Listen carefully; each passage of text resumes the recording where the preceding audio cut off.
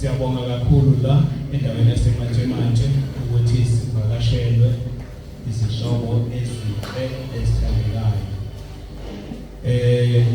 Lana ngizokwamukela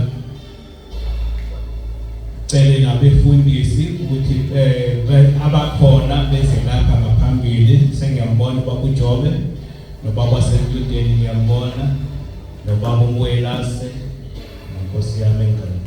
Kodwa bahlezi kahle abe bonke abefundisi engabe bangale ngasemuva esingabazi, sicela ukuthi beze lapha ngaphambili. So jabula kakhulu. And then uma sewumuntu sefika la mhlambe kuthiwa mhlambe uzothatha imizuzu emihlanu ukusibingelela ukuthi ibandla limazi ukuthi umfundisi bani okhona phakathi kwethu. U5 minutes kuphela. Kungenjalo sizocela sithandazeni.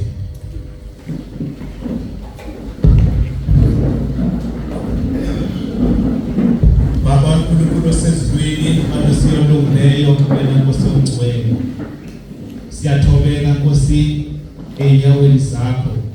Sibonga Nkosi kukhona bakho alusiyolungileyo nokuvuma ukuthi abantwana bakho umpostoli afike phakathi kwethu ezosipha Nkosi izwi.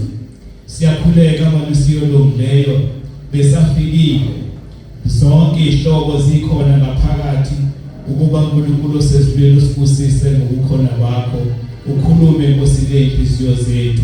Siyakhuleka Nkosi Jesu, sicela egameni elihle lomfowethu uJesu Kristu, uJesu Kristu inkosi.